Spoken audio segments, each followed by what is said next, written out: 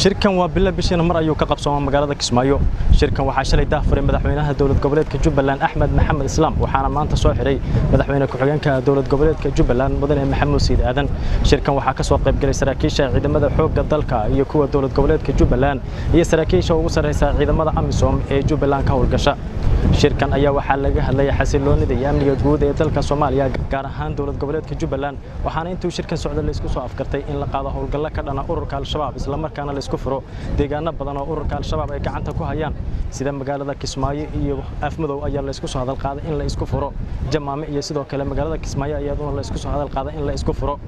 waxa sidoo kale saraakiishu ay ka hadleen howlgalladii ugu dambeeyay ee saaxiibada Soomaaliya ay dhanka hawada ka geysteen isla markaana duqeymaha lagu geysanayo maleeshiyadka ururka shabab iyo sidoo kale saraakiil badan oo ka tirsan ururka shabab oo laayay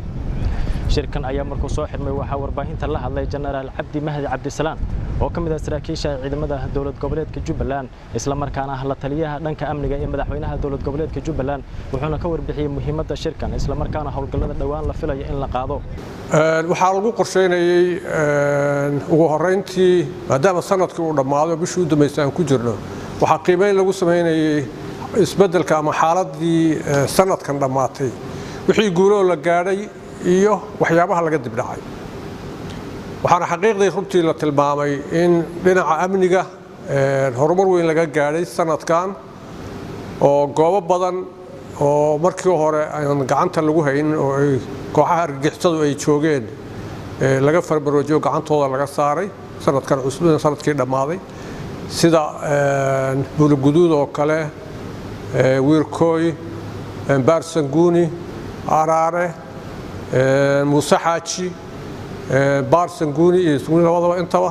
iyo koban oo hadda ah meel hore iyo maxaan ku yiraahdaa kalsuuma oo ah soona hadda lagu ciyaaro lagu dul ciyaaro ama waxa goobo badan laga duqeeyay oo waxyeelo badan lagu gaarsiiyay waxa laga burburiyay meelo isgaarsiinta ama dhinaca wabiga ay ka isticmaalayeen oo ay buundooyin badan uga gudbi kareen marka waxaan oran karnaa sanadkan dhamaaday wuxuu ahaa sanad runtii guul la gaaray oo ka wanaagsanaa sanadii hore waxa kale oo yara maanta qorshaha ku jirtay in loo gogol xaaro iyo waxyaabaha la higsanayo sanadkan cusub maadaama hadda qaybaha ama aagaga center 2 iyo 3 iyo 6 ay ku sugan yihiin Kismaayo ama Jubbaland dhexdeeda ay ku sugan yihiin sida gado oo kale iyo halkan intaba saraakiishii xukuumadda ay ka soo qayb galeen